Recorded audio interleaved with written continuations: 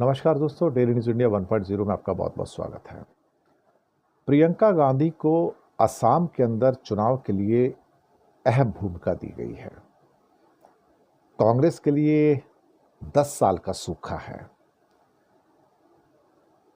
असम के लिए पार्टी महासचिव प्रियंका गांधी के अलावा अनुभवी नेता मधुसूदन मिस्त्री को केरल के लिए स्क्रीनिंग कमेटी का प्रमुख भी बनाया गया है।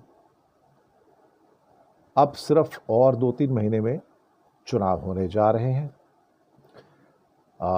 2026 में तो खैर काफ़ी बड़े दांव हैं। बंगाल है, केरल है, तमिलनाडु है, असम है, तो इन सब राज्यों के अंदर चुनाव होंगे। अब टी.एस. सिंहदेव को तमिलनाडु और पुडुचेरी के लिए और बी.के. हरिप्रसाद को पश्चिम बंगाल के लिए प्रभारी बनाया गया है।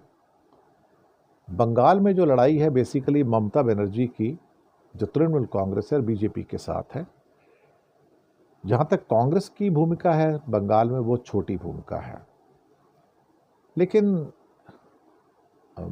मुझे नहीं पता कि क्या कांग्रेस इस बार भी सीपीएम के साथ चुनाव लड़ेगी वहां पर, या सीपीएम का साथ छोड़ के वो तृणमूल कांग्रेस के साथ चुनाव लड़ने का इरादा करेगी।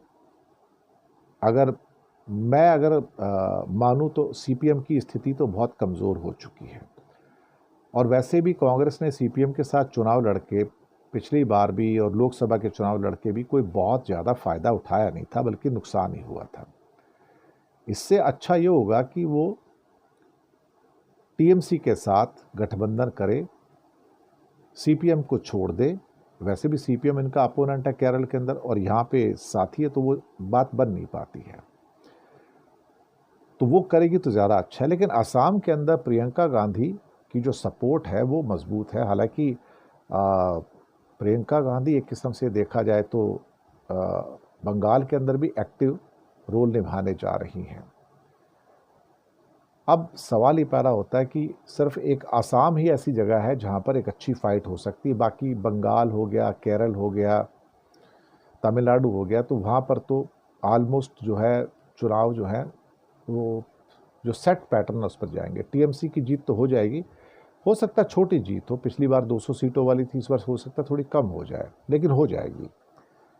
साथ ही में तमिलनाडु और केरल तो बीजेपी के पास नहीं आएंगे, ये तो पहले से पता था।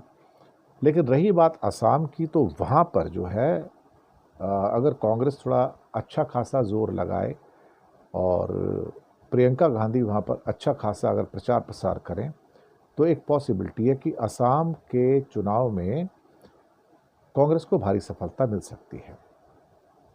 पिछली बार के जो चुनाव हुए थे वहाँ भी एनडीए को 126 सीट की विधानसभा है, उसमें 75 सीटें मिली थी, और कांग्रेस के गठबंधन को 50 सीटें मिली थी। और हैरानी की बात है कि दोनों के बीच में जो वोट शेयर का अंतर था वो सिर्फ 1.5% का था। ओनली 1.6%, मोटा मोटा 1.6% का, यानी कि कांग्रेस के वोट सिर्फ 1.6% कम थे, लेकिन उनकी सीटें 25 कम हो गई थी। तो टक्कर जो है बराबरी की हो सकती है, और हो सकता है अगर प्रियंका गांधी और राहुल गांधी और बाकी सब मजबूती से असम में जुट जाएं, तो कांग्रेस की असम के अंदर वापसी संभावित हो सकती है। शुक्रिया आपका।